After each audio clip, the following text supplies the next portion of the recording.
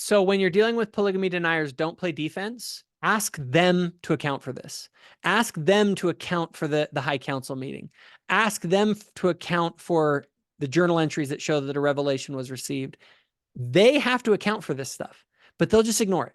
They'll just say you can't trust it, everything's forged, and eventually you start going, these people are getting into crazy conspiracy theories.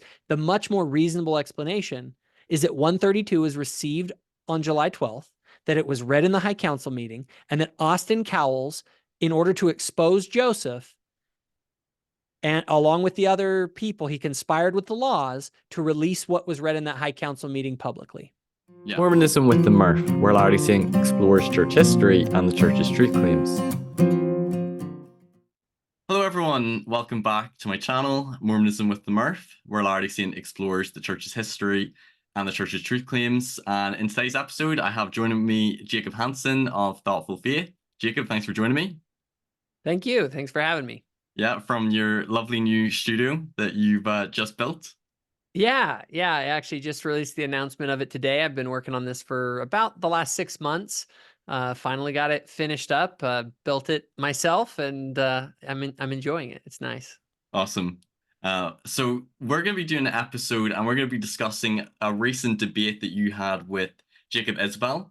And the debate was centered on, was Joseph Smith the polygamist and was Joseph Smith the author of Doctrine and Covenants 132? And this has definitely been a topic, I think, a growing movement of people, sort of like this Doctrine of Christ movement.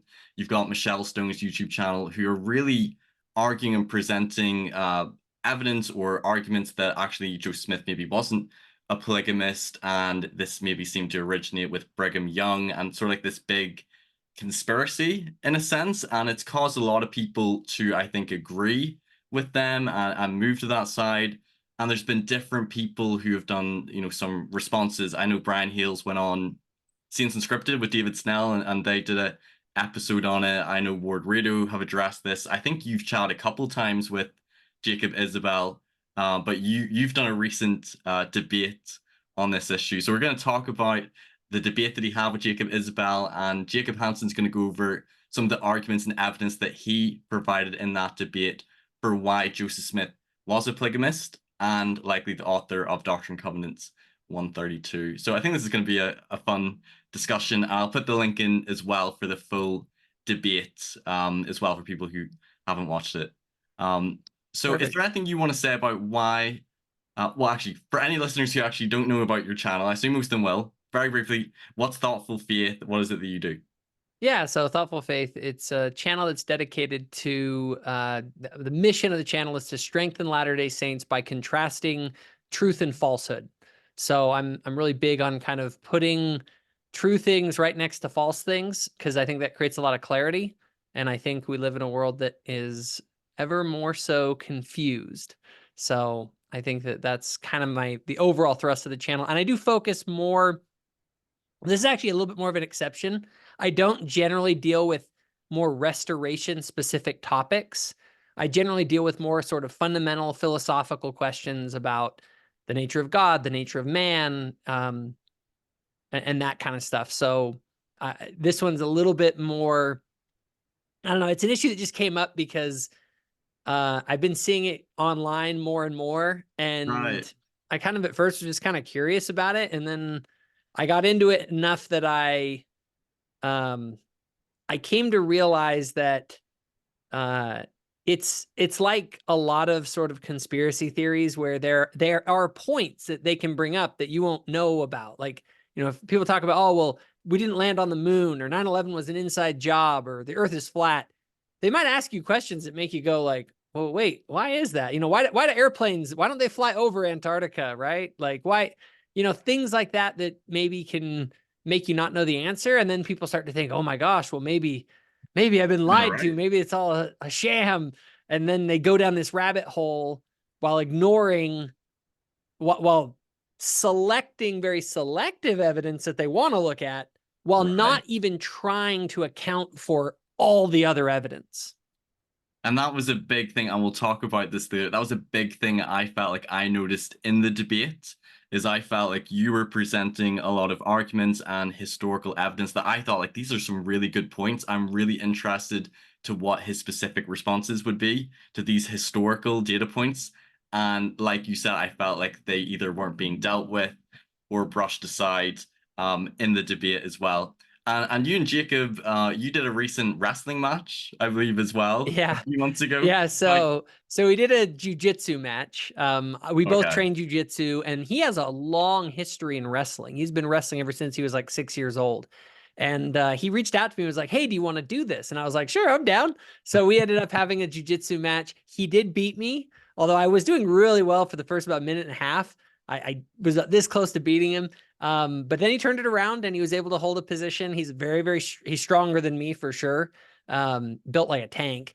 And so he ended up beating me, but so your ego was hurt basically, and you were like, I need to get him back, but I'm not going to wrestle him again. So we'll do a polygamy debate. Sort of. I've told everyone, no. I plan on getting him back in the ring. We are trying to schedule a rematch. We're looking. In fact, the debate wasn't supposed to happen. It was supposed to be a rematch for the jiu-jitsu match, but his shoulders were hurting him. He said he was having some shoulder issues. So I said, well, I already have the plane tickets. Why don't we do the debate?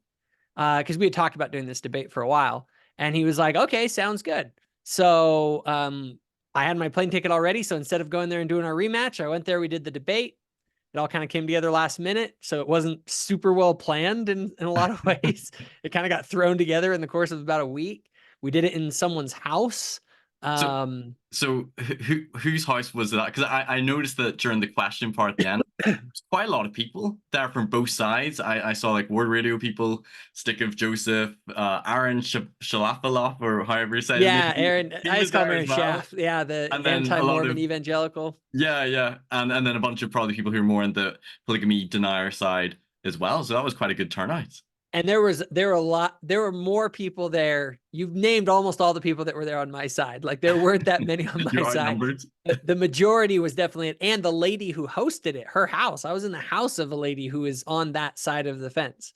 So it was a little bit of a, you're in somebody's house and you're about to like totally crap all over what they believe.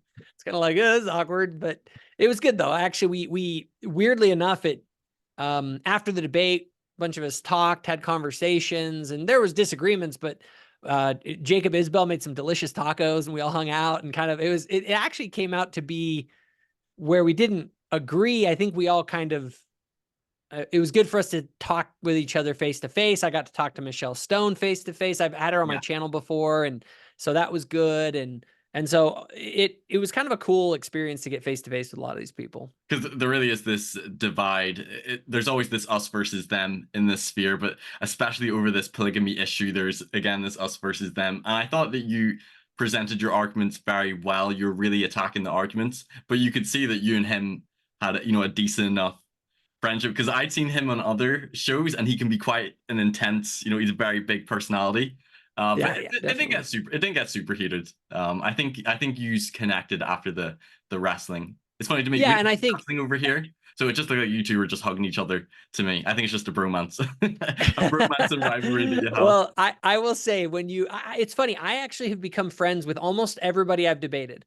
I end up afterwards having a stronger relationship than before because there's a sense in which you respect the person for being willing to really get in and hammer it out. Because it takes guts on both sides to be able to do something like this. And the same thing for like doing the jiu-jitsu match. And I had to tell people like, look, the truth of polygamy is not dependent on my jiu-jitsu skills. So because there are people I think who are kind of like, oh, it's a sign. Because Jacob Hansen lost the jiu-jitsu match. Joseph did not practice polygamy. Like, well, that's kind of some bad logic. But hopefully we'll have a rematch. We shouldn't bet on you in a debate. We shouldn't bet on you in a wrestling match to determine one side. No, don't do that. Especially against Jacob Isbell. He is strong. He's good. But I want to try this rematch. I want to see if I can get him. He's tough though, so it'll be fun. Very good. So you touched on this before, but like you said, like you're not an expert in like polygamy or Joseph Smith's polygamy. Usually the church history stuff isn't the main focus of your YouTube channel, and you've got maybe people like Brian Hales or Don Bradley or others who would have more expertise. Why specifically did you feel the need to want to do this public debate? So you love debating people, or what? What is it? Well, one, because I think I kind of had investigated it myself, and I had come to the conclusion that Jacob Isbell and his group are wrong, deeply wrong, demonstrably wrong. And the problem with a lot of experts is that a lot of times people that are real, like hardcore scholarly types, they are really great for helping you find information, but they are really oftentimes terrible at debating or communicating those things in a way that your average person can sort of grab them. Because Yeah, they want to get into every nuance and every, and they have and rightfully so, a good scholar is trying to be objective. But in the realm of ideas, at some point, you have to try and sell the idea that this is what is true, right? I'm not going to try and play both sides here. I'm just going to say, this is what the data shows, and I'm going to make the strongest argument for it, right? It's kind of right. like in a legal case. A judge is supposed to be objective.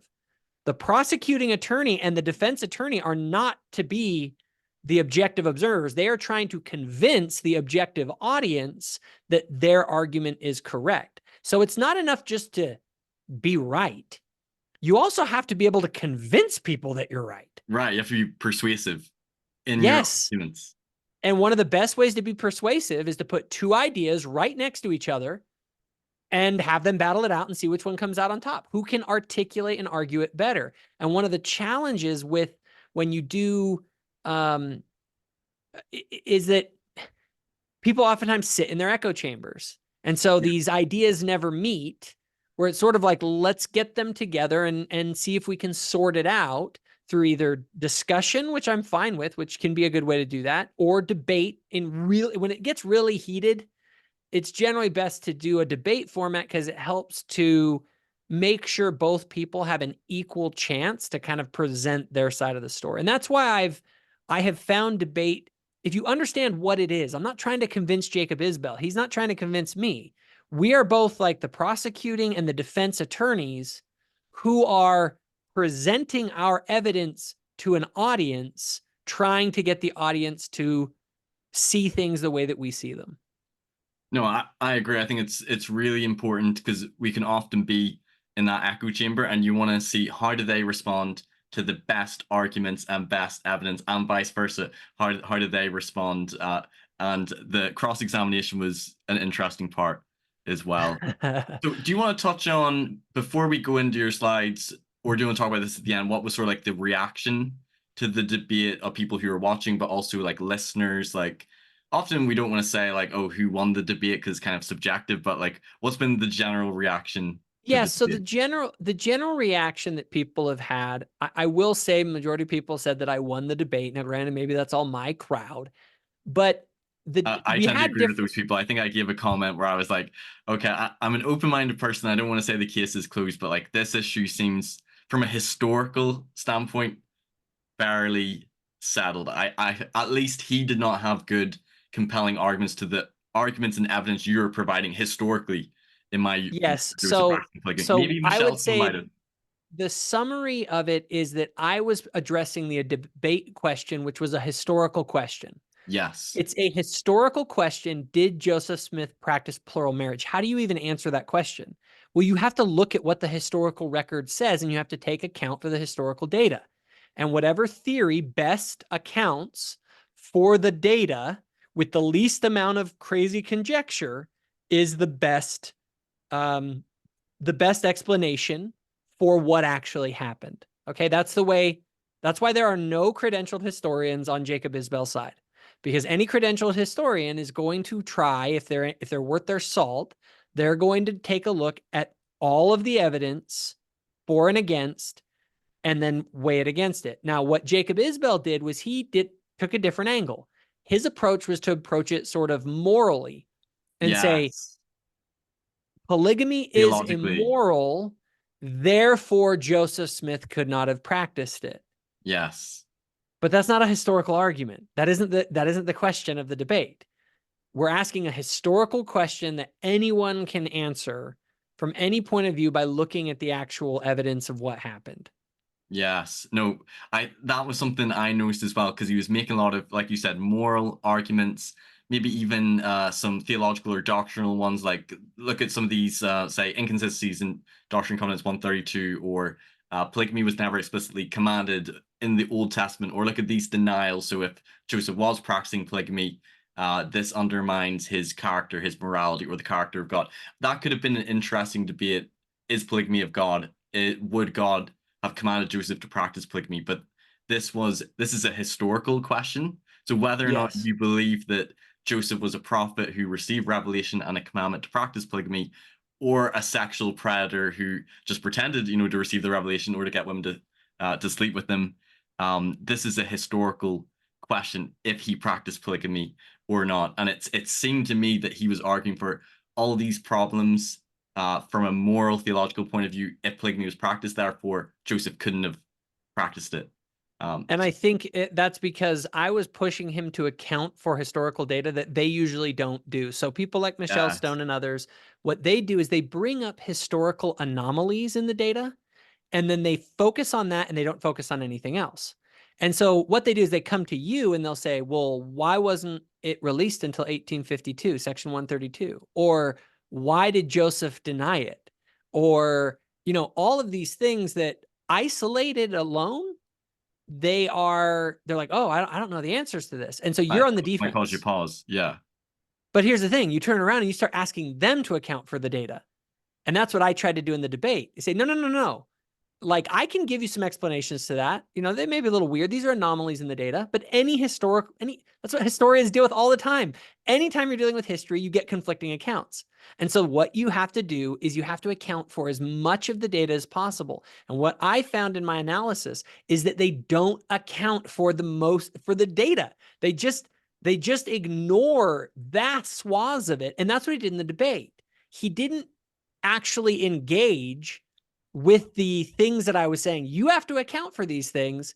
He ignored it and he approached it theologically. And that's why, from a strategic standpoint, trying to be as objective as I can, I would say that I won the debate because I was trying to answer the question of the debate rather than to make any judgment calls on the morality of plural marriage. Exactly. No, very good. I would really be interested to see Michelle Stone response or reaction, or if you and her had a discussion, or I'd even be willing, because I've had Michelle on and I think she's a great person, and she knows this topic really well. She knows the documents really well, and we had a good discussion. But I wish I had brought up some of the arguments you brought up in the debate and just see what her response would be to those as well. I think that would be really valuable. So just a quick note on that. One, I invited Michelle to do a formal debate before I invited Jacob Isbell. She turned it down. She didn't want to do a formal debate. She said that's not her thing to do formal debates. She was more into like a discussion type thing. And so after our debate, I actually talked to her. I think there might have been some uncomfortableness, at least from her end towards me. And I think when she got to know me in person, she was like, oh, you're actually like a really nice person to talk not to. as horrible as you seem online. Yeah, you're not a total monster. And so we talked, and we decided, hey, we should have a discussion on this. And so I actually have another debate coming up in August against Trent Horn, which is a big kind of deal on Pints with Aquinas, with like 500,000 subs on that channel. Oh, right. Yeah. So I have a really big debate coming up. So I'm kind of in full prep mode for that right now. But then after I'm done with that debate, maybe sometime in September or October, I do want to sit down and have a conversation with her, probably on her channel. And we'll sit down and kind of talk about some of these issues. So I'll look forward to it. Now, I also want to preface, though, I always have to tell people, I am presenting the research of the experts like Brian Hales and others.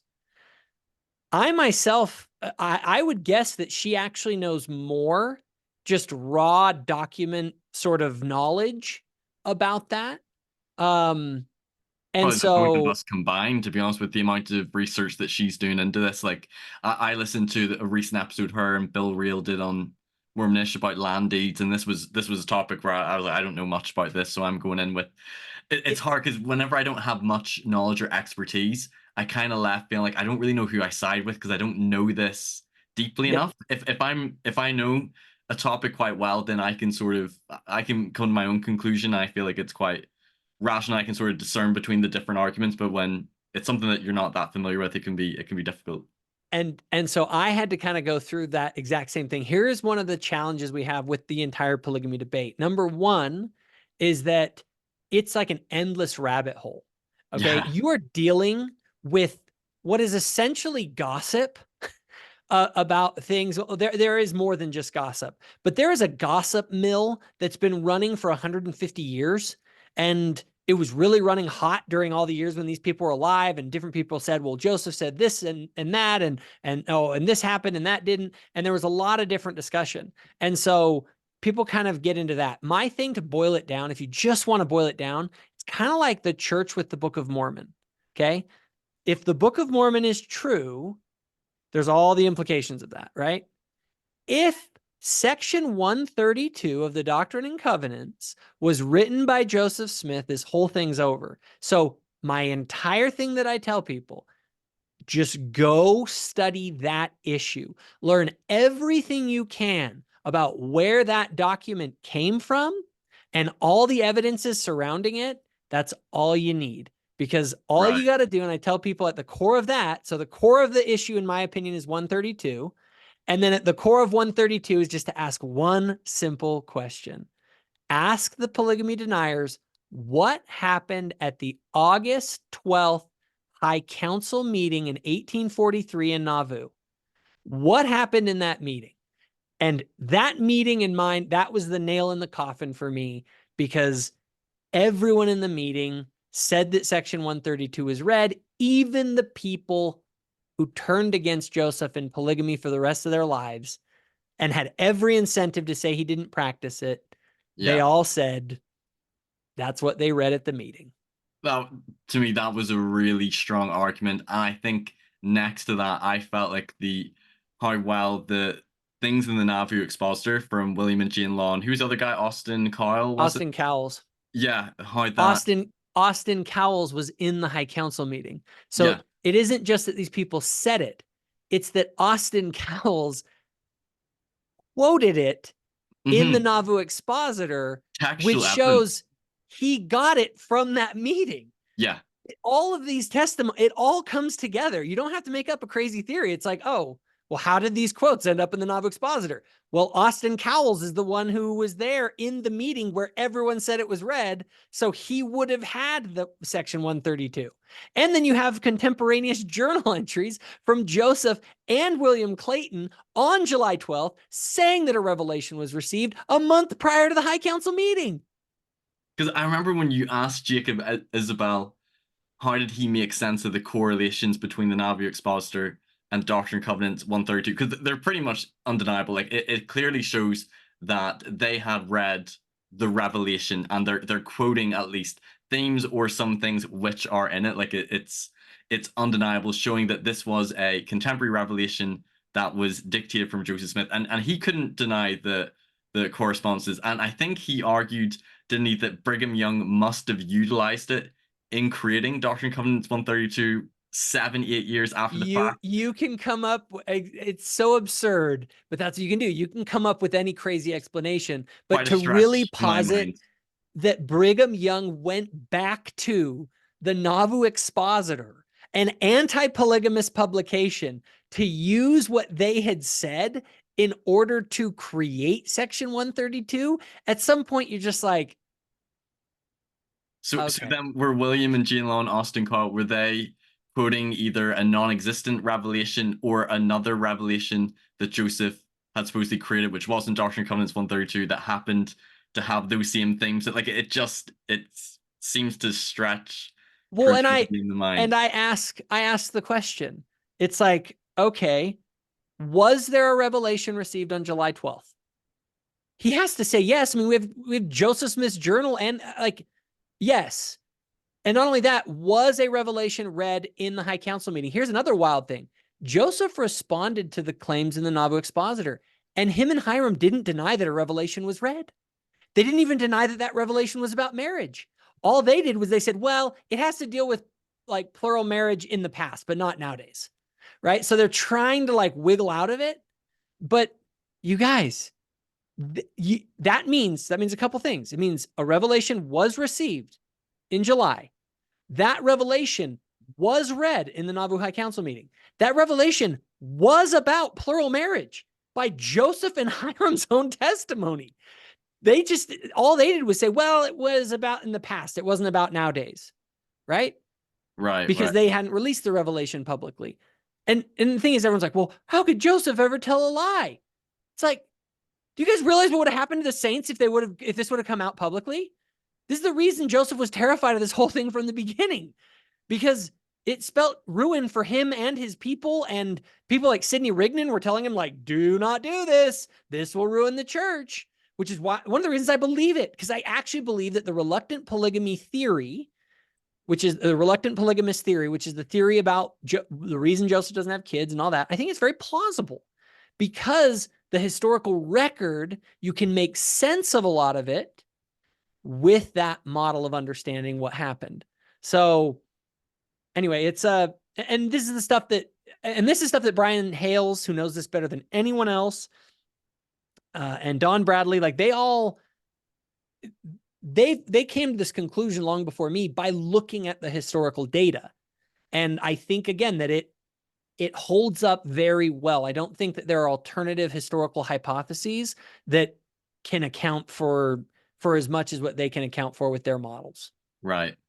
No, and I think for benefit of any listeners who missed the debate, we've sort of been talking about what I thought were some of your strongest arguments, but let's maybe go through some of your slides and maybe just go over some of the things that you presented, as well as what you pieced out, some of the best evidence or arguments historically that Joseph practiced polygamy, and he is the author and originator of D&C 132. So I'll share the screen and get up your slides. For sure. So yeah, if you go here to the next slide, this is Joseph Smith's journal that says that they received a revelation with Hiram and William Clayton, and that was from July 12th, 1843. This is the date when they said that a revelation was received. So again, if they're going to claim that Doctrine and Covenants 132 is some later revelation, well, I always ask them, well, what was this revelation? Where is it? What was it about? And this is contemporary. This is in Joseph's journal. Yeah. Keep going. Next slide. And then we have William Clayton's journal, which says basically the exact same thing on the same day. So it's like, okay, something was received on that day. And again, I have to ask them, you have to account for this, you guys. What was this revelation? And then you go on to the next month in July and August. If you go to the next slide. Oh, and he does say as well in his journal that it's consisting of the designs, showing the designs of Moses, Abraham, David, and Solomon having many wives and concubines. So he's almost specifying in his journal that this is regarding, polygamy, plural marriage, having many wives and concubines. Yes. Okay, so this is that next month. So the question is, if Joseph receives a revelation in August, or not in August, in July, so a month later, they're meeting with the High Council. So maybe he's going to talk about it? Should it say 1843? Oh, yes. I'm sorry. That is a mistake. That's an error. Okay. Yeah, it should be 1843. So this is the next month. Oh, shoot. I didn't realize that. I got to fix that. Was it in the debate? I think it was in the debate. But yeah, just so everybody knows, it was 1843. It was the next month. Yeah. So here's the issue here. Okay. Everybody in this meeting essentially ended up practicing plural marriage. All of them. Now, there were 3 of them who didn't, and all 3 of these guys, they didn't follow Brigham. They were anti-Brighamites. They had every incentive in the world to say, these guys are all lying about polygamy. They hated polygamy. But they all said, Leonard Sobey, Austin Cowles, and William Marks all held that polygamy was read in that meeting, and that William Marks, his story was that, because he went on to be a big person in the RLDS church, William Marks said that Joseph came to him like a week before he died and was like, this whole polygamy thing, I thought it was going to be good for the church, but it's not, and I regret it, and we need to stop. So it's like, he didn't deny that Joseph practiced it. He said that Joseph regretted it. Yeah. And that Joseph said it was a mistake. Austin Cowles is very important because he's the one who knew about this revelation, and he's the one who reveals it in the Nauvoo Expositor. So people ask the question, well, how did these guys know it was in 132? Well, because Austin Cowles was in the meeting, guys. He was there. Leonard Sobey, he's an interesting one that we'll get to in a minute, but go ahead to the next slide. I love his name, Sobey, Leonard Sobey. Yeah. So also Franklin Richards wrote in his journal that night, August 12th, 1843, he walks home and he says, oh, hey, Hiram said before the high council that a man shall take up his brother's wife and raise up seed unto him as it was in Israel, and it must be established again. Well, that kind of sounds like he was talking about polygamy. And that is a reference to Levirate marriage, which is found in the Old Testament. So they were obviously talking about that. So and he wrote it that night in his journal. Yes. This is Yes. contemporaneous. That's what I'm saying. This It's isn't like him years after the fact remembering back. See, I knew what they're going to do, because what the polygamy deniers will do is they will deny any later testimony. There's a mountain of testimony that's later. They just say we can't trust it. And they'll say they're all part of Brigham's conspiracy. So what I did is I said, okay, I know what they're going to do. So you know what I'm going to do? I'm going to get all contemporaneous stuff, and I'm going to get all evidence from people who hated Brigham. And I had a whole slideshow filled with it. Yes, because I noticed like you didn't bring up, because we have lots of journal accounts or affidavits from a lot of Joseph Smith's wives about their relationship with Joseph, but many of those do come decades after the fact. So you didn't even touch any of that. I said forget that. Contemporaneous They'll just deny those. So why don't I just go to the better sources that they can't deny? The They better can't argument. account for this stuff. Yeah. Well, they try to by saying all of these documents were later forgeries. Yes. I mean, it gets to the point that you're just like, and I'll address that here in a second. But Okay. if you continue on, Oh, sorry, one sec. oh, you're good. Yep. So Leonard Sobey, he was an interesting one, because there was this apostle in the RLDS church that wanted to figure out what the real truth was about this. His name was, I think it was Zenas Gurley was his name. And he went to Leonard Sobey in the 1880s when this whole debate was kind of going on about, was Joseph a polygamist? And he goes to Leonard Sobey, and Leonard Sobey's like, he basically, he knew he'd been in that meeting. And he said, well, what was read in the meeting? And Leonard Sobey said that revelation, the one read in the meeting, did not originate with Brigham Young, but was received by the prophet Joseph Smith and read in the high council meeting by his authority. And this is a notarized statement. You can read the whole thing if people want to look at these slides. By the way, you can link these in the show notes if you want. These are publicly available, so people can go through and look at this stuff. But yeah, Leonard Sobey is a very famous affidavit statement. He was there. This guy wasn't a Brighamite. He just said, yeah, that's what happened. Sorry, guys. Like, it wasn't Brigham. So go ahead to the next one. Oh, by the way, Gurley ended up resigning his apostleship after this encounter. I bet. Wow. So yeah, that's apparently That's pretty compelling. Yep. So here's all the stuff from the affidavit. I'm not going to go through it all, because I have people can kind of look at these individually, but what these are is you're taking things that were said by Austin Cowles in purple here, and then it's comparing it to actual sections of 132. And what you find is that between Austin Cowles, Jane Law, and William Law, who all provided statements to the Nauvoo Expositor, that they all are quoting section 132. Now, people will say, but these guys were enemies of Joseph. Why do you believe enemies of Joseph? And I say, I don't believe enemies of Joseph. But I have a question. Why were they able to quote section 132? And in fact, it would make sense that an enemy of Joseph would want to expose section 132. So this isn't against the evidence. You have to account for how the heck this is all in there, and they won't. They just say, these guys are Nauvoo Expositor people. You can't trust the Nauvoo Expositor. Do you trust the Nauvoo Expositor? And they're just missing the point. I'm not asking you to trust anything. I'm asking you to account for the obvious fact that they are quoting 132 in this, in the Nauvoo Expositor. And even like specific things I'm just looking at from Austin Cowles, where he talks about like save like the shedding of innocent blood. And then I'm looking over at verse 26, and it has that exact same phrase.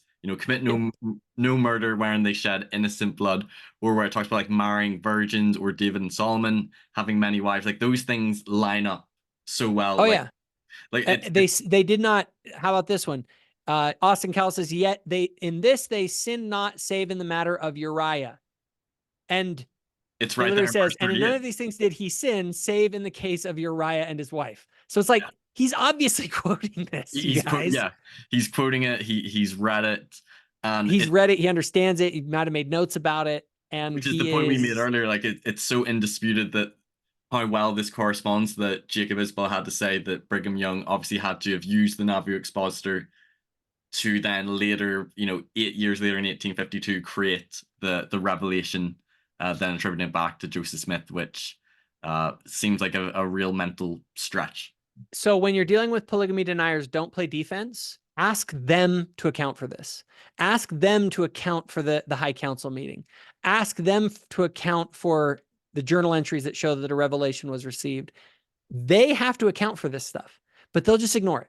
They'll just say you can't trust it, everything's forged, and eventually you start going, these people are getting into crazy conspiracy theories. The much more reasonable explanation is that 132 was received on July 12th, that it was read in the High Council meeting, and that Austin Cowles, in order to expose Joseph, and along with the other people, he conspired with the laws to release what was read in that High Council meeting publicly. Yeah.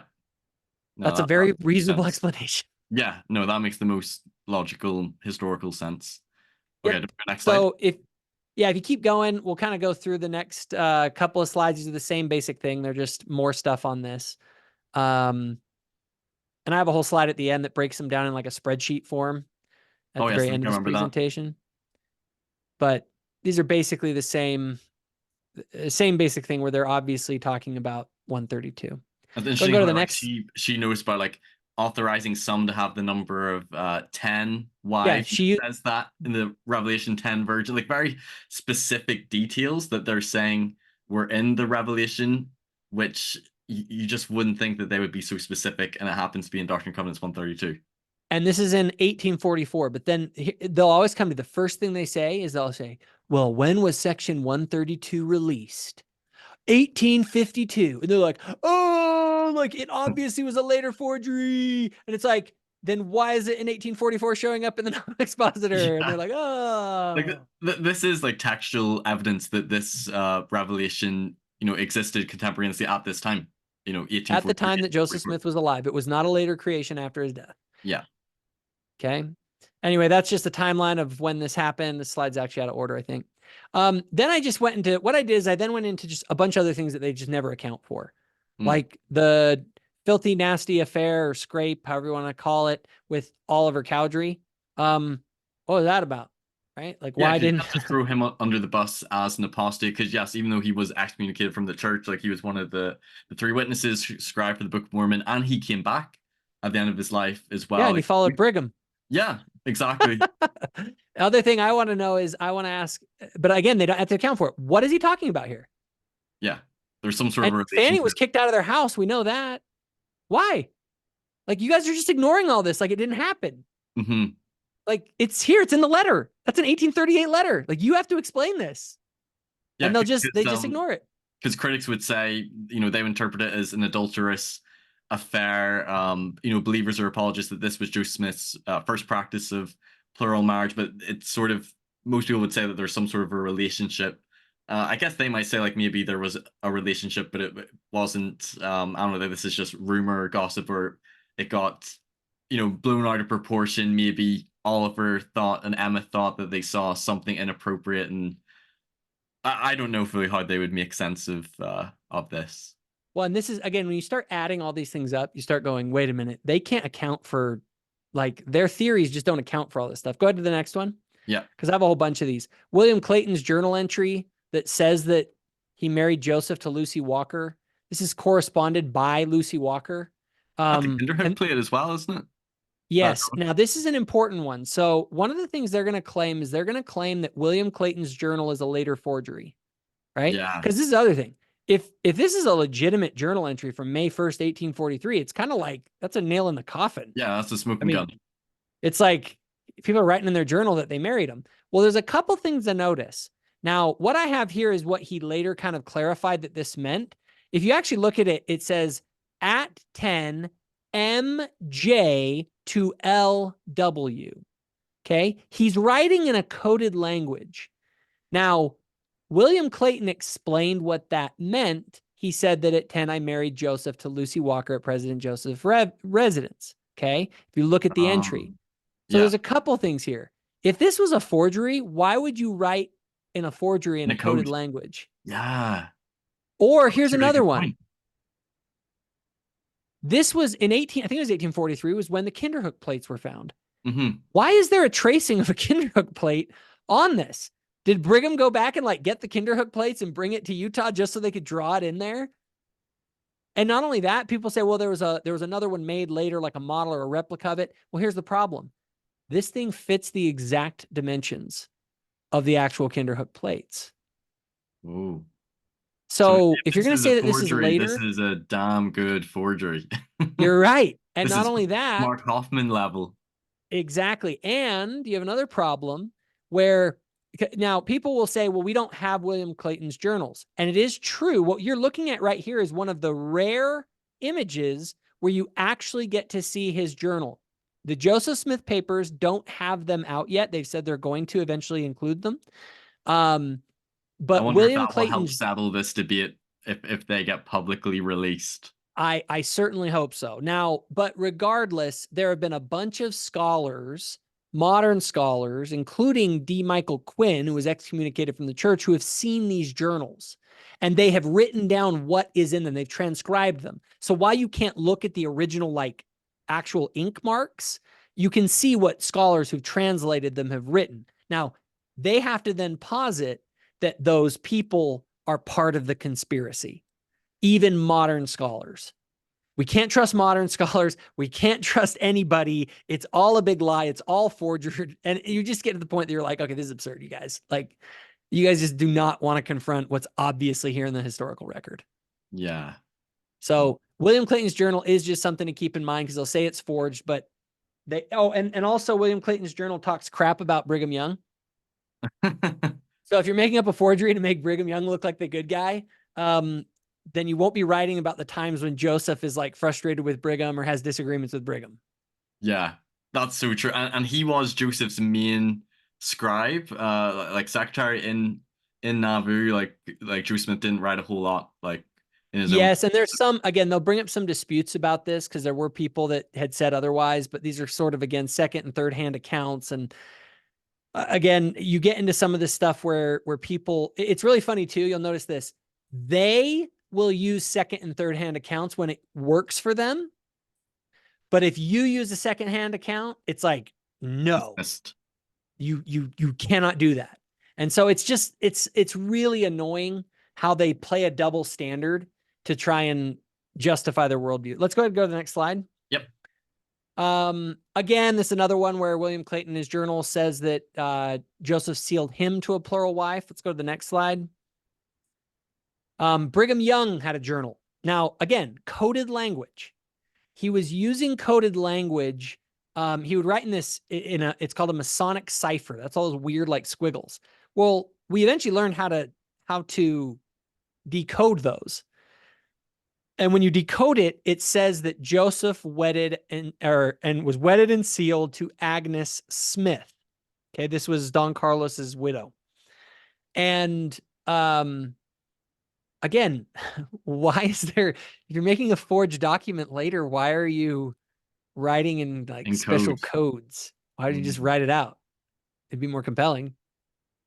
So unless again, they're like, well, Joseph was practicing it. He was practicing it, sort of like secretly at the time. So for this forgery to make it look authentic, we have to make it seem like it was secretive. So that's why I put it in code. Like this is some master forgery here. These guys are playing 4D chess, man. And always anyway, thinking one step ahead. Thinking one step ahead. Exactly. That's the great thing about it. Now, this is a funny one. So Agnes Smith never denied that she was married to Joseph. Now, Michelle Stone made a big deal about this one. She asked me, well, what was your source for this? What was your source for this? If you guys notice, I have a lot of sources in here. So for me to remember them right off the top of my head, when she asked me that question, I couldn't remember exactly. This is a secondhand account of what Lucy Walker Kimball went to meet, what is it? Agnes Smith's niece in Utah or in California. Now, Agnes had left the church and the RLDS missionaries had gone out there to basically see if she would deny her testimony so that they could strengthen their case that Joseph never practiced polygamy, but she didn't. And anyway, Lucy Walker found out about this in a conversation that she had with Agnes's daughter. Now, are there other attestations to this? Maybe not, but I tend to think, again, you can make of it what you will, but none of these plural wives ever denied their testimony, including, what is her name? The very first one we talked about with Oliver Cowdery, Fanny Alger? Fanny. So Fanny wasn't a member of the church. And, you know, she could have very easily been like, no, I never got married to Joseph. Like, this is absurd. But she never said that. She basically, when people asked her about it, she's like, yeah, that's my business. That's my business. And it's like, okay, dude, like that's shady. And again, any one of these things on their own, you can kind of deal with. But when you put them all together and you say, how do we account for all of this? It's obvious. So go ahead. Next one. Let's see what else we got. Sidney Rigdon. This one I think is a nail in the coffin. Again, not a later account. Sidney Rigdon in 1846 in the Messenger and Advocate basically said, Joseph was wrong to do this polygamy stuff. I warned him about it. And now he's messed up the church because of it. And he got killed. And it's like. And this isn't very late. This is 1846. So this is only 2 years after. So this wouldn't be. He didn't follow Brigham Young, so he wouldn't have been influenced by. Again, you have to ask them, why would he say this? Mm-hmm. Why would he say this? Why would anyone say this? When you start asking them why all these things and you start stacking them up, you just end up realizing like, and Jacob Isbell in the debate, he didn't address any of these because he couldn't. Oh, yeah. He has to run away from them because historically, this is just what the history is. And if someone like does have good responses, like Michelle, so I think I would be open and would love to hear your responses to this, but I feel like this needs to be responded to. If you're going to argue that the evidence and the arguments is stronger for Joseph Smith not practicing polygamy, and this originated with Brigham Young, then you need to account for these data points which don't really make sense. If Brigham Young was the one that started polygamy and wrote Doctrine and Covenants 132 8 years after the fact, then why is he saying this in 1846? Yep. So let's go ahead and go to the next one. Anyway, the groups that left affirm that Joseph Smith was a polygamist. Basically, Emma's group is sort of the only one that's denying it. Let's continue because there's actually quite a few, and I want to try and hit on the ones that I think are really. I think that was a really good point though that you made, that like it, because often we just think about like the RLDS church and like, you know, the Brighamite church, the Church of Jesus Christ of Latter-day Saints, but then there's these other break-off groups or restoration movements that also believe and affirm that Joseph practiced polygamy. Like it's just, you know, Emma Smith and her son's church, they're sort of saying like, no, he didn't. Which I think that's important to note as well. Absolutely. Now I go into some of the scriptural arguments here. We'll kind of skip through these because not to say that there's so much I can go into on all this stuff. It's like I want to try and focus on a few and mainly the historical points. Yeah. Go ahead and skip historically as it would be maybe like theologically or justifying it scripturally. Exactly. So let's continue on. And I'm not saying you can't justify it scripturally. I think you absolutely can. I mean, Jacob had 4 wives. The house of Israel literally is a polygamous household. So that's kind of interesting. So let's continue. This one in Samuel's really great, where the prophet David the prophet Nathan says to David that the Lord gave him his wives. Yes. Continue on. I remember I brought that up with Michelle Stone because even though there isn't anywhere where maybe polygamy is explicitly commanded, I know, you know, it's a lot in the law of Moses, and I think there might be a verse commanding it, but certainly it's permitted or sanctioned by a lot of the patriarchs in the Old Testament, and the language of the Lord, you know, giving you know, David his wives, which I know someone might argue, well, you know, slavery was condoned in the Old Testament, so we wouldn't be happy if slavery was commanded, but at least it demonstrates that it's not considered an abomination always. No, certainly not. I think if anyway, there are a bunch of things with that we could go into. One that I had fun with in the debate was pointing out that Joseph said that everything that Abraham did in his family affairs was sanctioned by God. Which is like, oh, what did he do with his family affairs? He took an extra wife. That was Joseph basically affirming it. So anyway, let's continue. Next slide. We'll skip some of the slides just because now this one's important. Okay, go back. This one is important. Okay, people need to understand something that. Okay, even in the era of Brigham Young, I'll ask you this question. Did they have a problem with unauthorized plural marriage in the era after Joseph Smith, like in the era of Brigham Young? I'd say they probably would have. I know like it was happening with John C. Bennett in Nauvoo, but if it was Yep. unauthorized, then it would be considered, simple.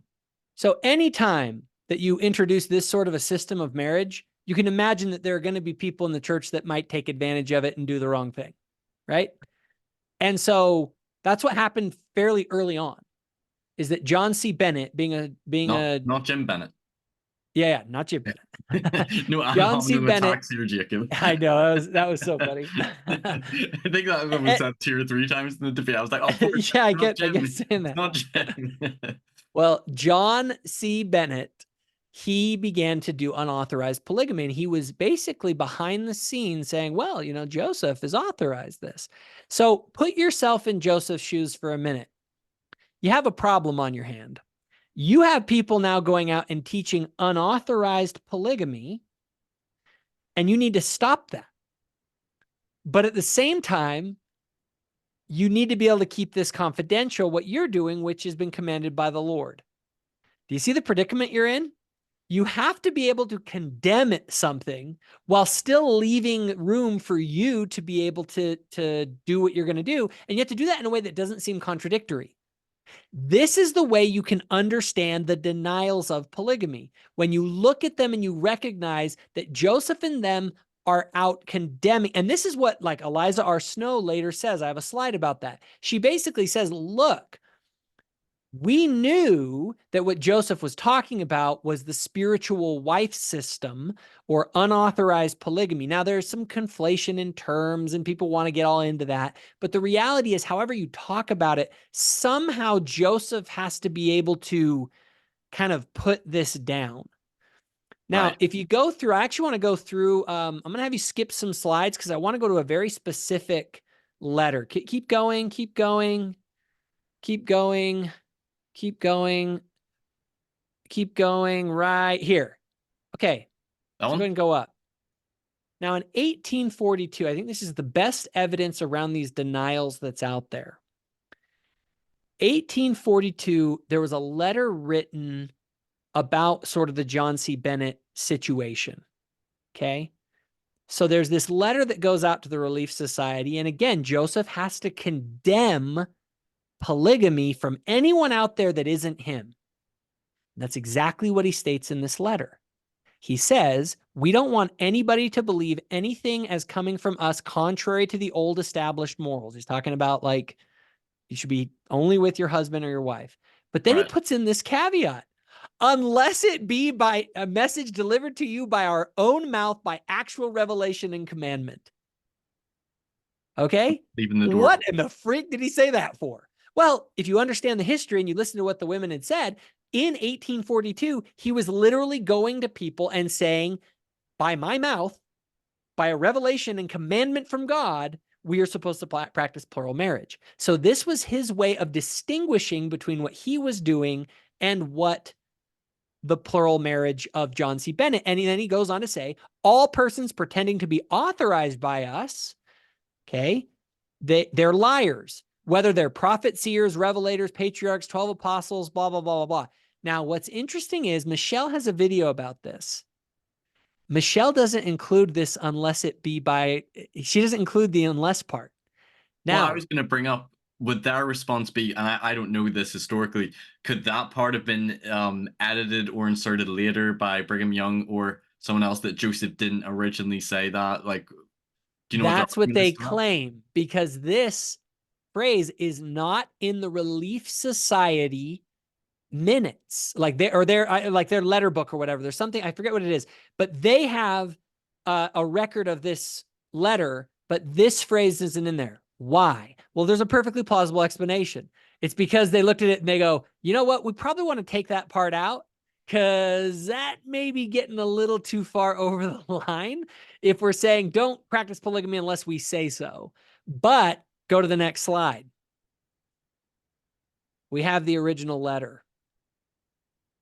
Oh. So we have the original letter, and then we have what was written in the in the like Relief Society's official record. So in the original letter, it had the unless phrase.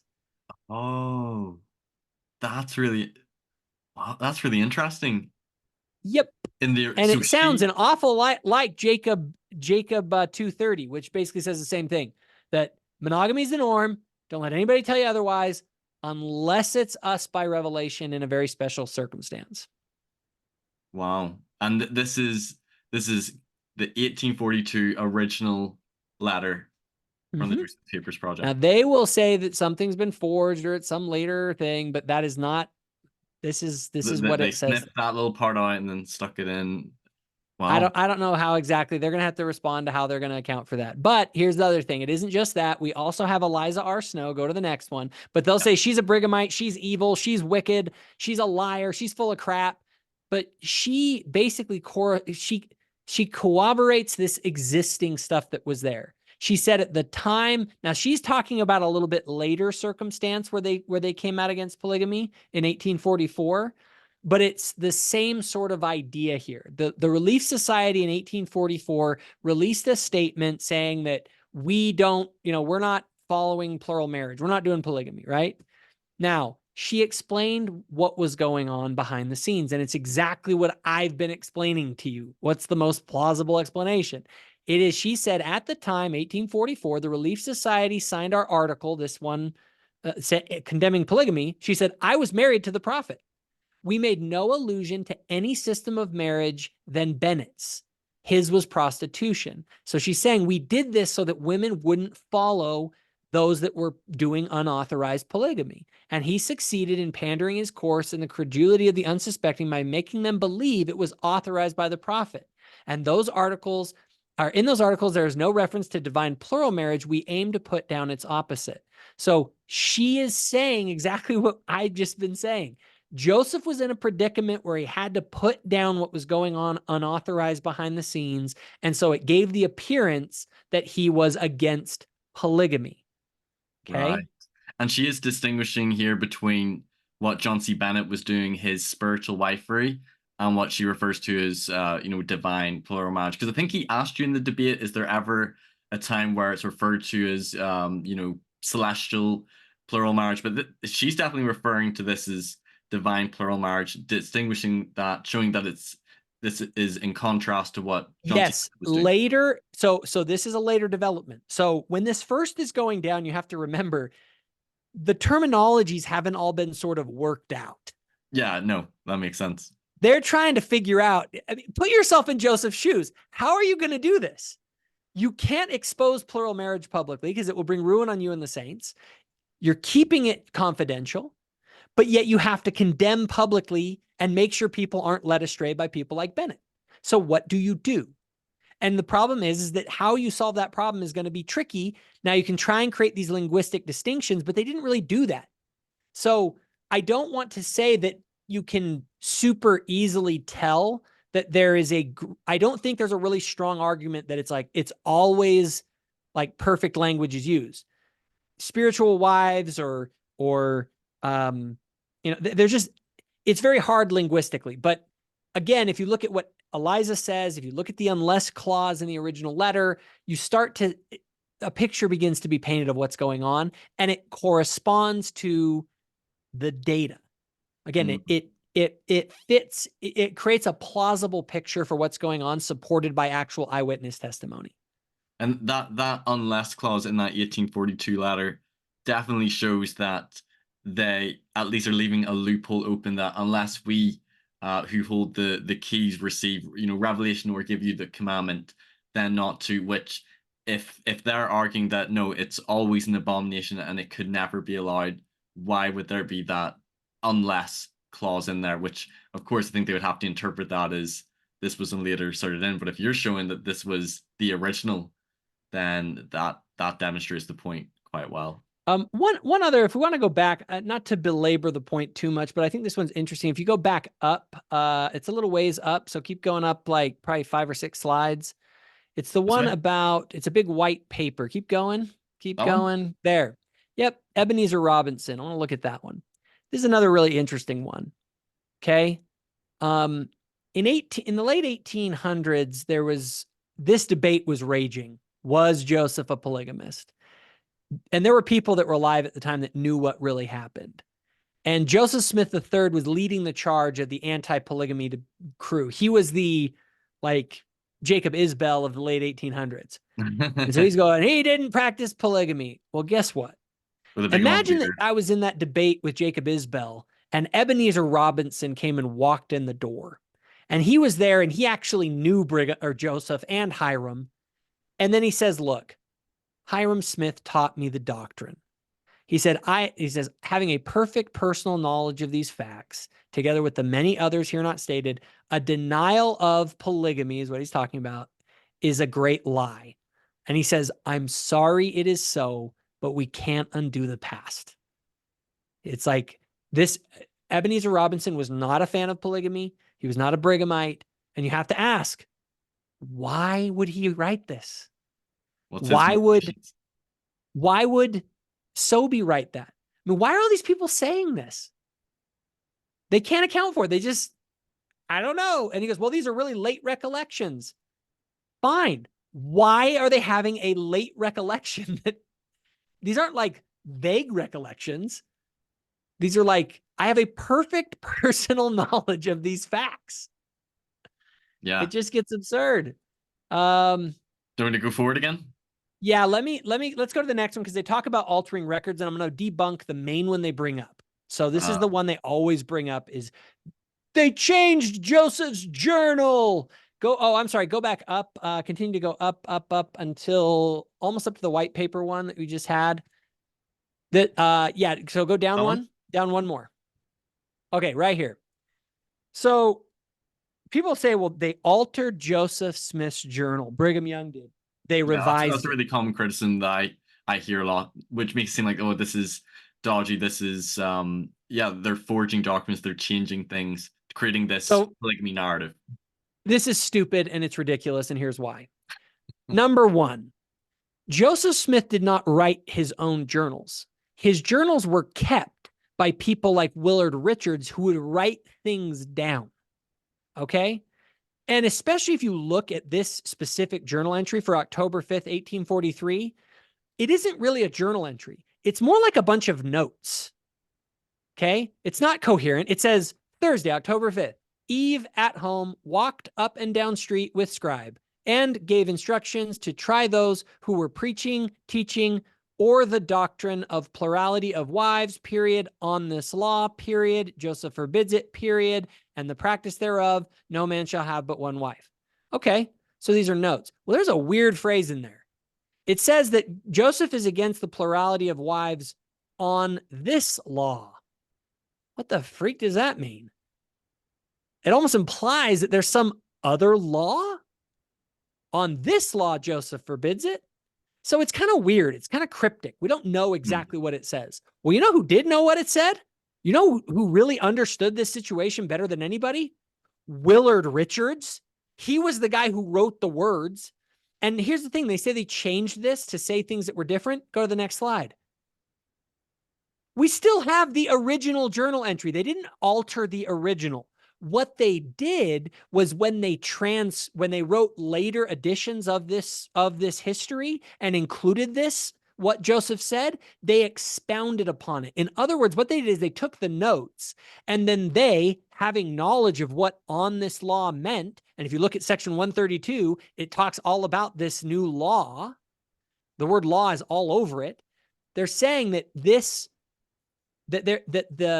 the normal law of the church was monogamy. It was. And Joseph forbids people practicing and only to have one wife, right? We do believe the law of monogamy is the norm. And so it makes sense that Joseph would condemn unauthorized use of it. And so what they did is they didn't change the original. They just interpreted the original in later transcriptions with a more full description of what Joseph was talking about. Okay? Right. So because they knew what he was talking about. These guys were there. Willard Richards was the one who wrote the journal entry. But then again, they think Willard Richards killed Joseph and Hiram. So I don't know what to think. It's just like, all right. A little part of the debate. It gets to the point where he's like, all right, I don't know. I mean, eventually you can just come up with That's anything when the else. conspiracy gets even more crazy. Okay. Where do you want to go next? Continue to go down. Right here, Joseph's statements. Let's go up. Yeah. So I didn't get a chance in the debate to go over this, but I looked into all of them. Maybe there's some others that I don't have in this list, but I'm pretty sure this is all of them. What did Joseph say about polygamy in his life? They say Joseph denied it. He denied it all the time. He was just like up and down denying polygamy. That's a lie. There are 1, 2, 3, 4, 5, 6 things that you can say that he said during his life in relation to this question, potentially. Okay. The first one is the 1835 Doctrine and Covenants, section 101. Okay. It was taken out of the Doctrine and Covenants because it wasn't a revelation, first of all. Section 130, or 130, the 1835 statement, it basically said monogamy is the norm. Mm-hmm. Well, monogamy was the norm. This Church of Christ has been reproached for the crime of fornication and polygamy. We declare that one man should have one wife and one husband. Yeah. And that was in 1835. And that stayed in, I believe, until 1876. I think that's when it was replaced by. I believe so. I believe that's correct. So here's the thing. Number one, that was not a revelation. That was a statement of belief. You know who wrote that statement of belief? It wasn't even Joseph. It was written by Oliver Cowdery. Mm-hmm. And my understanding is that Joseph wasn't even in town when they ratified it into the Doctrine and Covenants. Now, that's fine. He certainly allowed it because he could have removed it in the next edition. So that was at least the church's. Yeah, but I will say this. Kind of suspicious if you go back and take that part out. Be like, yeah, I don't want the whole part about monogamy only. Like, huh? Like, you can see why he might not touch it. I think it's very plausible. And again, I also say this, monogamy is the norm. That isn't a false thing to say. The church did teach that, yes, you're only supposed to have one wife. Unless the Lord says otherwise. But we're just going to kind of let the prophet dictate that. Okay? 1838, there was a question, do you guys practice polygamy? He said no. Okay. Monogamy is the norm. I agree. And not only that, are you guys expecting me to just be like, yeah, we do. I got like 4 wives. Like, do you guys know what would have happened? Like, these people are so ignorant. We literally left the United States in order to practice this. Like, because it was so illegal and it would have brought ruin upon the saints. Okay. Now, 1842, the Relief Society letter, we already talked about that one. That's the one that had the unless exception in it, in the original. But they'll leave that out because what they do is they reference the official Relief Society, sort of like what they came out and said, rather than what the original letter actually said. Okay? There's the journal entry by Willard Richards that they cite as saying that Joseph said a man should have one wife in his journal. Problem? We just talked about. On this law? Like, what does that mean? That's an ambiguous journal entry. That isn't some super strong statement. 1844, there was a statement where they condemned Hiram Brown for teaching polygamy. Okay. Unauthorized polygamy wasn't allowed. Okay. In 1844, they had a response to the Nauvoo Expositor. This is probably the strongest one you can have against Joseph. The most famous quotes. His famous quote where he said, well, first of all, he talks a lot about adultery. He says, I didn't commit adultery. And it is true. He didn't commit adultery if he was married to these women. And he says, well, and what a thing it is for people to say you have 7 wives when I can only find one. And it's like, okay, is that deceptive? Sure. Yeah, it's quite. Did he have good reason for it? Sure. Could he make the case? Well, yeah, I can only find one legal wife. You know what I mean? Like, you can wiggle your way into like saying that, or, and I always can say this, if Joseph just straight up lied, in my mind, it's one of those things where I'm like, if the Nazis come and knock on your door and ask you if you're hiding Jews in your house, you can say no. You're allowed to lie to protect people's lives. And if the saints' lives were in jeopardy, which you can make a compelling case that they were, he had good reason to be deceptive and keep this confidential. Mm-hmm. Now, Hiram, you can get some statements from Hiram that I think are a little more over the top. Explicit. Yeah, they're very, very over the top. Some of the ones I listened to by him. Did he bring up this point And this isn't a historical argument. This would be like a theological argument of, some of these denials from Joseph.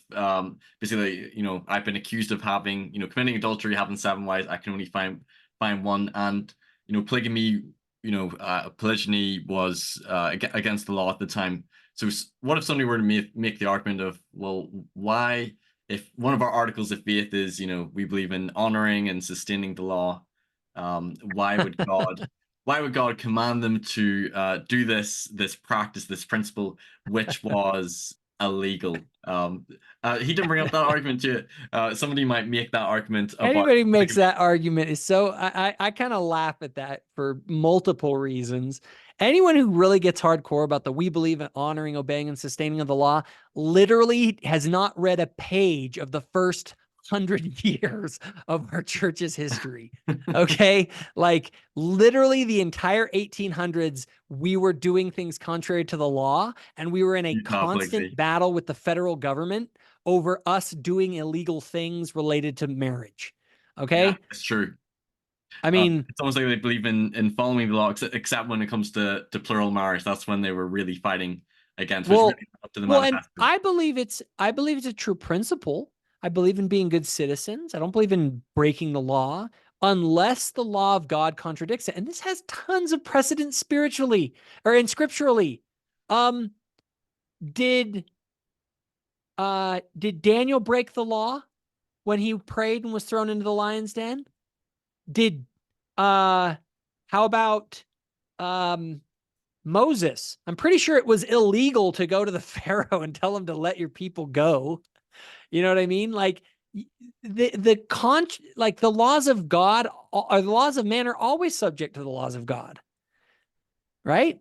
Was it wrong for the saints? If saints hid Jews from the Nazis, that was illegal. Well, you got to honor and obey and sustain the law. Turn them over. Like, you guys, that is an absolutely absurd contention to say that we believe in following the law and that there's no limit to that. Of course there is. But as a principle, it's a true principle. We also believe in obeying and sustaining the law, not being social rebels, and to get along and to not, it's sort of Thomas Jefferson's mantra. It's the, we will, basically, he said in the Declaration of Independence that we will suffer evils as long as those evils are sufferable. But at some point, there exists a despotism to which you have to throw off the chains of government and establish new sort of freedoms for yourself, even in violent revolution. And I know you're from the British Isles, so I know that you're not such a big fan of that letter. But the American kind of ideal was set on, and I think everyone does, ultimately, it's a principle that's true, that be good citizens, but recognize that the state is not God. And if it comes down to obeying the state or obeying God, you obey God. Okay. All right. Where do you want to go next? I think, let me see. I think that might be it. Actually, go down to this one. Go back one more up to that picture of that guy. So this is another thing that's funny. The RLDS church fought tooth and nail to say that polygamy wasn't practiced by Joseph. Okay, that was their shtick, man. Problem is, eventually they started getting professional grade historians who really dug into the records. And by the 1960s, their historians were like, we got a problem, guys, because that just isn't true. You have Richard P. Howard, who is like the head historian of the RLDS Church, co-founder of the John Whitmer Historical Association, president of the Mormon History Association. And he, along with Robert B. Flanders, another RLDS historian, everybody kind of came to the conclusion, or like, hey, guys, in 1977, the RLDS presidency finally was like, hey, we need to kind of like, what do you think about this? They assigned him to go kind of find out, should we try and defend this anymore? And he basically came back and was like, don't try and defend this anymore. Like, it's obvious. And so again, why is it that these people who have every incentive all the way back from the very beginning to people that, in 1977 are still lying about this, even though they have no reason to? Like, at some point, you just got to give up and say, you know what? This is what the historical record indicates. There's a reason that all these historians feel this way. And it's just because if you try and account for the data, that's the key thing. It's not enough to just have a few fun facts you like to throw in people's faces that are hard for them to answer. Like, why did Joseph deny it? Or why was Section 132 released in 1852? Right? People who just don't understand what's going on, they don't. And then there's a motivation there. The motivation, frankly, for Jacob Isbell left the church and he was excommunicated in 2020. What else was going on in 2020? COVID. And guess what? Jacob Isbell is also a super hardcore libertarian. I'm kind of a libertarian myself, just FYI. And his thing was like the church is having people take the vaccine, and that is unacceptable.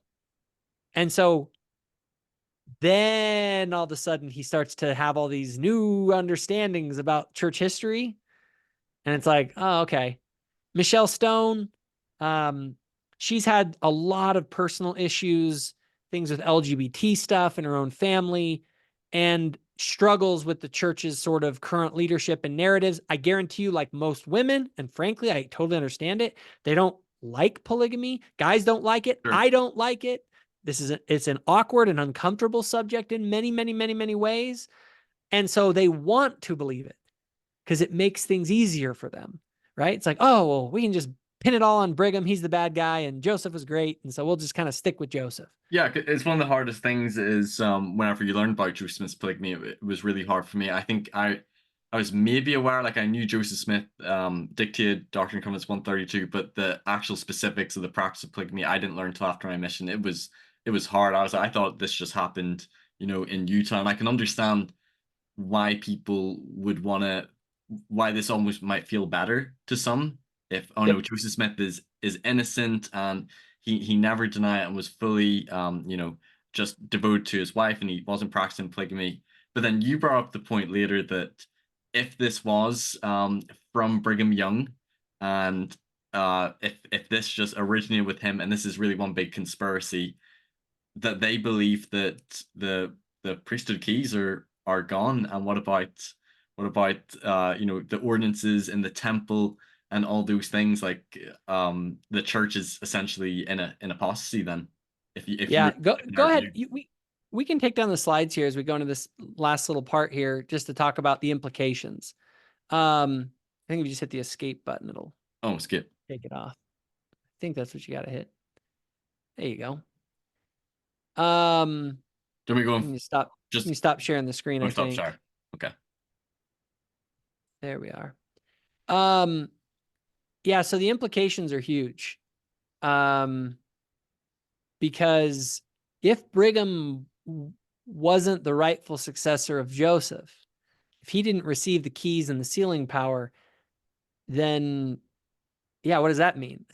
Also, it's kind of funny. You guys also know what else is in Section 132? All the stuff about sealing families together for eternity. Yes, and so marriage. Yes. Essentially, the first half of the Revelation is very much about celestial marriage and the doctrine about sealing between a man and a woman and exaltation. So it's very key to our doctrine and theology. So it's tough. Like when you see someone like Patrick Mason, who denies Doctrine and Covenants 132, it's hard to do that. But then because that's a huge part of where our doctrine about sealings between a man and woman comes from. So they kind of go together, celestial marriage, and then hard to divorce it from the plural marriage that was practiced. And here's the other big problem. If you want to try and divide those two from each other, here's what's wild. People try and keep it. They say, well, here's how it happened. What happened was Section 132, actually the revelation that was received, it was all the good parts of 132 that I like, but it wasn't any of the bad stuff. So that stuff was added, but all the stuff that I do like, I get to keep. Mm-hmm. And it's like, isn't that convenient? Like all the things you like, me and plural marriage, that was Brigham Young later. That was Brigham Young, but the sealing families together forever, that was Joseph, right? And so it's, again, you start to look at this and you're just like, these aren't serious people. This is motivated reasoning. They aren't following the data to where it actually leads you. They're just coming up with what they want to believe about it. And because they just can't stomach it. And again, I want to empathize with that. I don't want to throw that out the window at all. Yeah. Here's my weird thing. Okay. I say to people, I have a testimony of plural marriage that it was actually practiced by Joseph, and it was actually inspired by God, and that basically everything Joseph said was true about that. All of it, all that stuff about the angel and the sword and all that. I believe it. I do. I believe it for a couple of reasons. One, because I think that is the best accounting of the historical evidence when you actually look at what happened, the lack of children, all of that stuff. I think it actually best explains it. And then number two, though, the testimony part of it. The reason that polygamy was commanded or said could be commanded according to the Book of Mormon is that for raising up seed unto the Lord. Now, here is where people go wrong. I mentioned this in debate, and it's like one of my big sticking points I'll tell people. That does not mean have more children total. Wrong. Polygamy actually results in less children per woman. Okay? Yes. I guess more collectively, but yes, per woman. But here's what's interesting. What it does is it did create it raised up a generation unto the Lord. In other words, it raises up a generation of especially committed and consecrated individuals. When I went to that debate, I drove through from Salt Lake City down to, I think it was Mapleton. It's just south of Provo near Spanish Fork, and to where we're having the debate. And as I was going down, I was just thinking about the amazing thing that is the Salt Lake Valley. This group of religious persecuted refugees following the wild man Brigham Young that he was out into this godforsaken desert.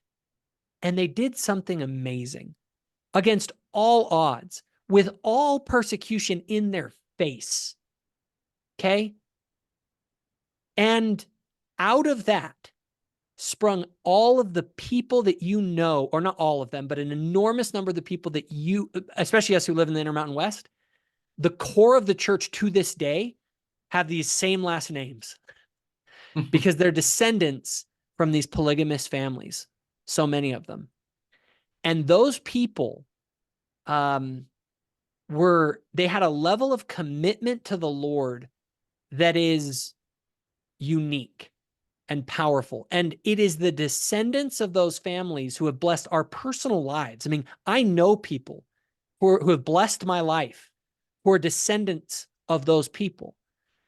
The Lord did indeed use plural marriage to raise up the founding generation of our church. From it being kind of a backwater group of weirdos to being the people that we are today.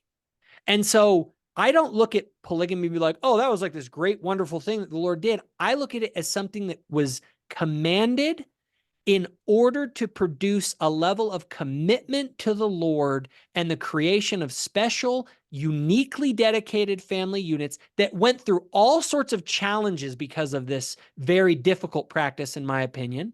I'm not saying it was, oh, this was great. It was easy for them. I think it was hard for them. Oh, but yeah. It created a level.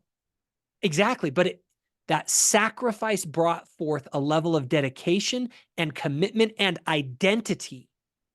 And identity, your deepest identity goes to your family. And when your very family identity is wrapped up in this unique system, it creates a unique level of commitment that was necessary to establish the kingdom on earth again. And so I do not look at polygamy as something that was some wonderful thing. I look at it as something that the Lord utilized for his purposes, and those saints who participated in it are heroes to me, especially the women for the sacrifices that they made.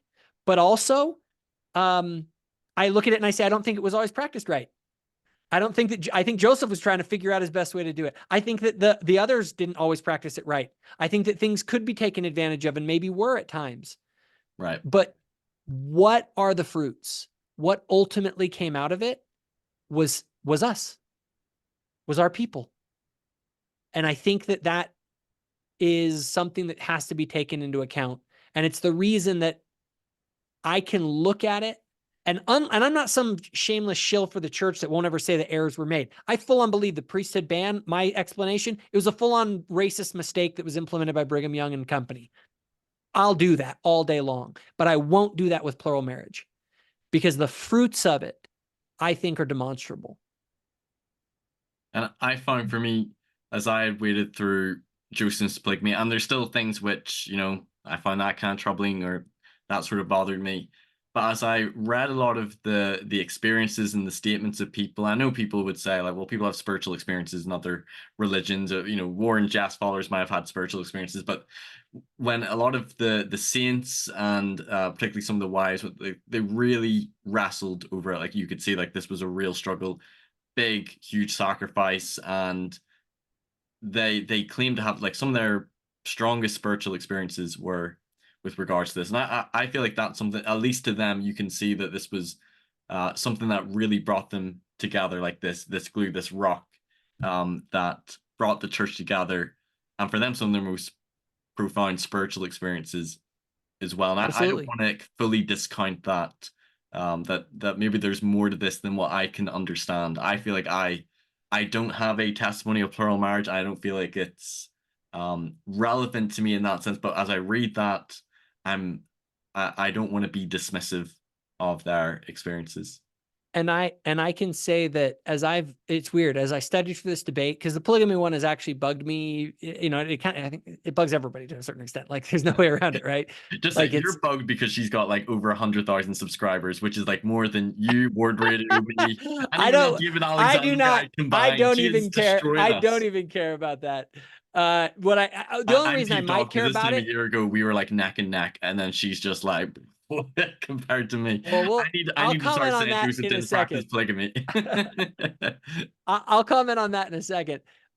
Before that, though, I just want to say that this studying for this debate actually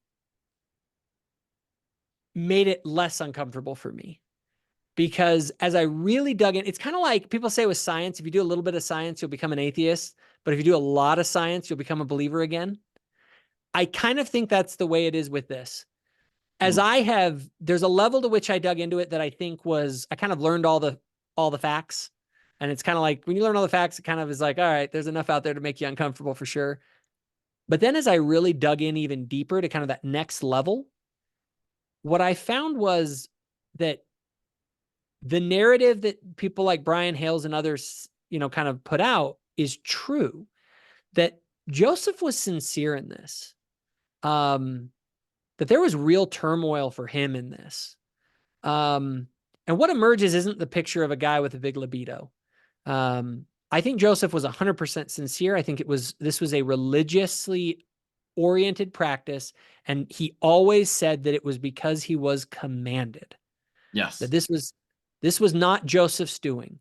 And I believe him. And I believe the reluctant polygamy sort of evidence is very compelling, because it sort of speaks to that. Again, there's something bigger going on here that even Joseph was struggling to understand. But I think in hindsight, when you look at it, I think you can come to understand it in a way that I don't know, that at least I have. But as far as the comments about Michelle and her subscriber count, I guess I'll kind of address that because you brought it up. First of all, I want it on public record, I do not claim that Michelle is out there doing something shady. I have never thought that Michelle is somebody who, and this may sound bad, but she's kind of like a mom. And yeah. I don't think she's like a tech wizard that's like figuring out how to scam YouTube, you guys. I don't think that. I do think it is really unusual. That's her forgery. She's exactly. I don't go down the conspiracy rabbit hole, guys. Remember? And so I'm not going to do that to her either. I do think but it is shockingly weird, the difference between the view count. I mean, my videos and I don't know, your videos, Stephen, maybe we're getting at least as many, if not more, than she is on her videos. Yet she has 10 times the subs. I mean, I think it's over 100,000 last I checked. Now, I think she's had maybe one or two videos that maybe got over like 60,000 views, and maybe like some shorts that have done really well. So I don't know, maybe that, but that is a lot of subs. Somebody pulled the data on it, and they posted it. All you have to do is look at views to subscribers. And when you look at the graph, it's almost hilarious because it shows all of our channels, like you and a bunch of others. and it has all of our how many views we get versus how many subs we get per view. Right. And hers was like, here's all of them. Hers is just like, boop. It's just like this giant tower in the middle of the graph. It's literally like 20, 30 times. Is And that so not a sign that God's on her side? God's blessing her channel? Apparently, I don't know what to make of it. think And people there's are so like, well, many she's signs doing here. You got shorts. beat in that wrestling match. Her channel's got over 100,000 subs, and we were like neck Exactly. and neck a year ago. I think I just need to go to her side and do like another 132 problems. Exactly. It's all said. I will say this though. I know there are some things that people can do. I don't think if I were to make my conspiracy theory, I would make a theory that someone who supports her channel is doing some funny business where you can buy subscribers online, and there's like weird ways of bot subscribers and weird things that people can do. I'm not jealous of it. My thing, if she had that many followers all by herself, my concern would be I need to address this issue because it's really gaining traction. Whereas I think that she has the same amount of views as before. It's like, well, who cares if you have a ton of subscribers, but you don't have any, like, no one's watching your videos. It's like, who cares? And I'm not, I would say that people are saying, oh, well, she's doing shorts now, and some of her shorts have a lot of views. One of her shorts has over 100,000 views. It's true. It's a good short. But you know how many other people are doing shorts? Like, you do realize, like, everyone's doing shorts. And like Ward Radio, for instance, I know their stats. They have 6 million total views. And they have, I think they just hit 30,000 subscribers. Michelle, I think, just got her first 1 million views. That's 6 times less views with 100,000 subs, over 100,000 subs. It's like, it's pretty amazing. And it's like, well, then you go, well, but she's doing shorts. And I go, she's doing shorts. People I'm like, just think her content's better. They're just like, yep, subscribing.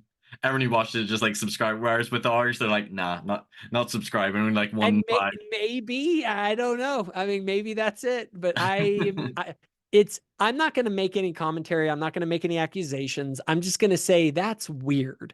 But it's not that alarming to me, because at the end of the day, my thing is views. That's really the criteria for if people are watching your content. So. And actually, I worry, and Michelle actually ought to take note of this, because if you have a really weird subscriber to view count, I know that those algorithms are designed to kind of watch out for things that look shady, and I worry that the algorithm may actually punish her because they'll suspect that it's not legit. So again, I'm going to say it again. I do not think she's doing anything shady. But I do worry if somebody out there has done something shady to her channel. Right. Is there any last thoughts you want to give on this issue? Like I think we would both agree that if they were correct that Joseph Smith did not practice polygamy, he did not dictate Doctrine and Covenants 132. This came later from Brigham Young. This is one massive conspiracy. It's like everyone else just like lied about. I know they want to try to reduce it to like, well, do you believe Joseph or do you believe Emma? Like they would know if they're practicing polygamy, but like literally everyone else, like all these other data points and doctrine, all these other statements and journal writings, like it's just one massive conspiracy. If it weren't the case, like possible but highly unlikely in my mind. Yeah, they can't. Again, it just comes down to this. It is to find anomalies in the historical record, in the data, is normal. That's why you get all the data, everything. And then what you do is you figure out what theory best accounts for it.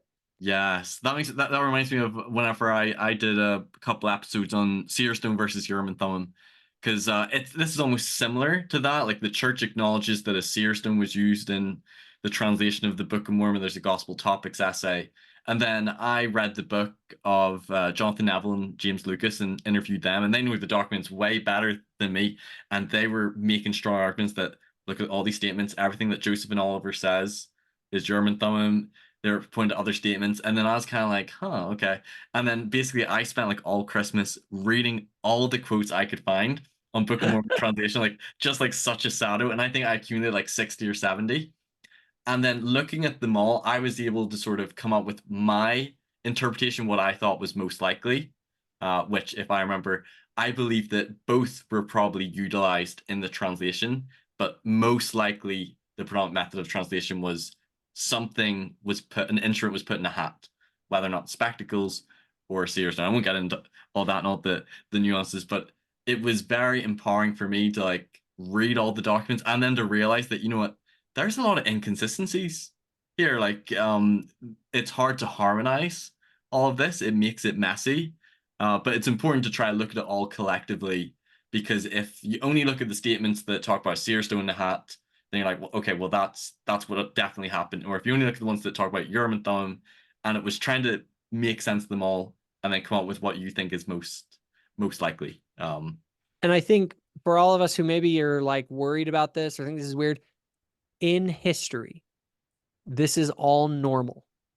Anytime you're going back and looking at a historical record where multiple people are talking about what happens, I mean, you could do this with your friends, talking about what did we do at that summer camp way back in the day, and you're telling stories about it, and you have everyone kind of tell their story.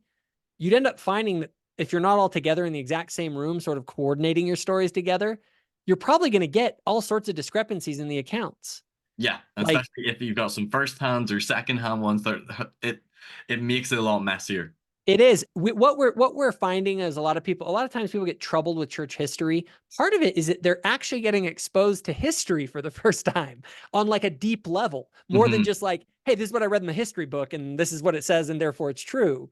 Where when you really dig in to especially any controversial history, you will find that it's wild.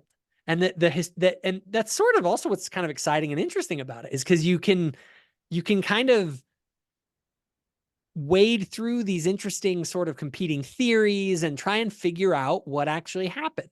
And but you have to approach it with the right rubric, and that rubric has to be get all the data on the table that you possibly can, all the facts as with the strongest ones at the center.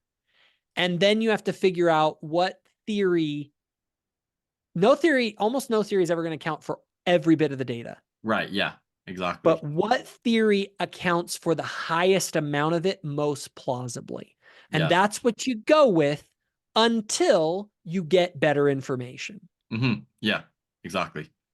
No, well said, well said. And I feel for any people who are claiming that Joe Smith wasn't a polygamist, that these arguments and points that you've made in this video, from a historical standpoint, these need to be addressed and confronted. They can't be dismissed or ignored. Like, if you're going to say that the data and evidence supports that he wasn't a polygamist, then you need to debunk or explain these things away. That these can't be dodged, because these seem really strongly to support that he was.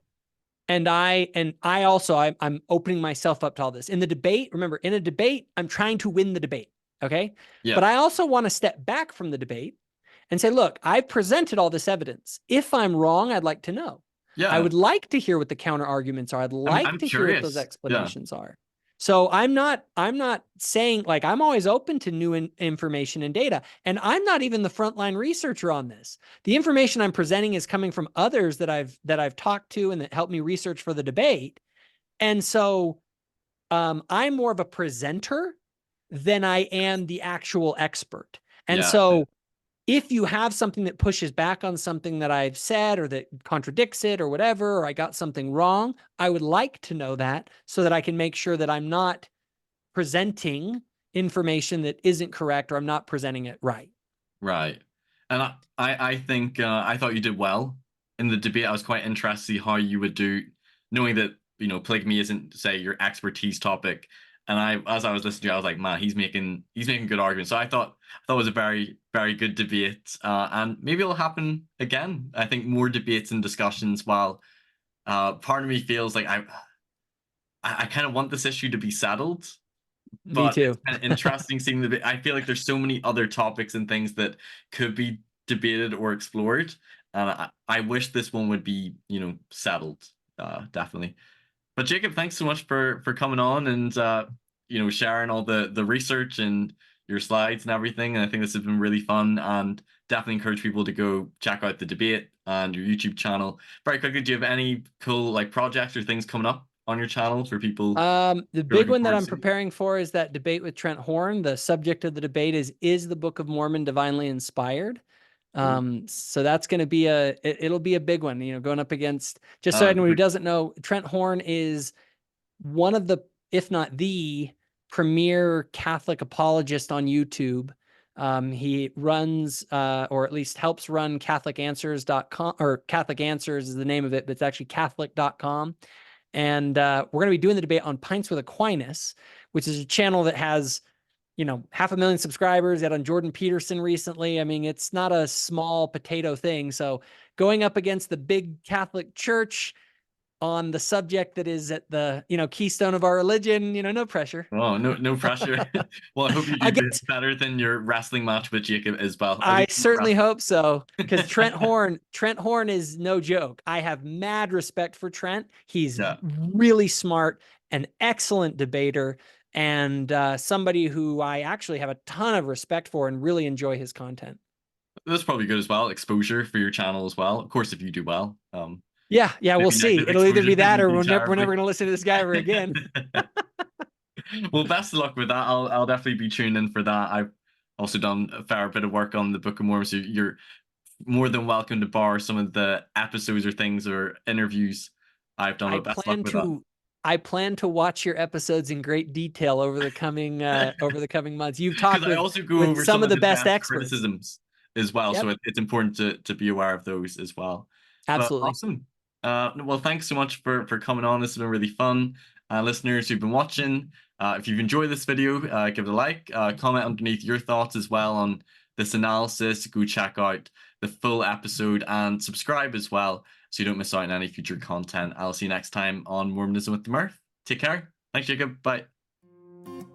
Thanks everyone for watching this episode. If you've enjoyed it, please give it a like, share it with others who might benefit, and don't forget to subscribe so you don't miss any future content.